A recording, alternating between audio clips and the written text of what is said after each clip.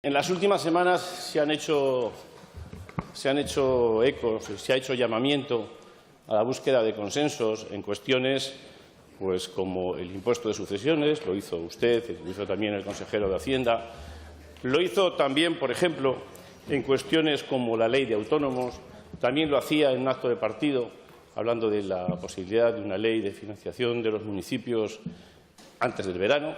Han pedido consenso. Yo lo que quisiera saber es, señor Lambán, ¿cómo lo van a plantear ese consenso? El acuerdo no es posible sin diálogo y el acuerdo no es imposición.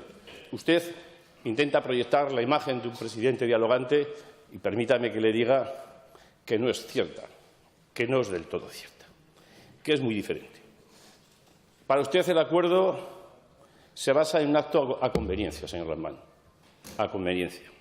Y yo me resisto a pensar que los partidos políticos, que su partido político, que el mío, que el suyo, que el conjunto de fuerzas políticas que hay en este Parlamento no podemos ponernos de acuerdo en asuntos fundamentales para el conjunto de los aragoneses. Me resisto a pensar que no es posible construir Aragón paso a paso, que no es posible construir Aragón acuerdo a acuerdo. Y eso, que suena bien, requiere también de tomar iniciativa. Y la iniciativa la tiene que tomar usted, señor presidente, porque es evidentemente quien está al frente del Ejecutivo y, aunque esté en una situación de minoría, le corresponde a usted y solamente a usted. Si quiere contar con nosotros, si quiere contar con nuestro grupo parlamentario, ponga encima de la mesa ese proceso de negociación, tendrá nuestras propuestas, tendrá, por supuesto, también nuestra colaboración y, si no quiere que sea así, pues ¿qué se le va a hacer?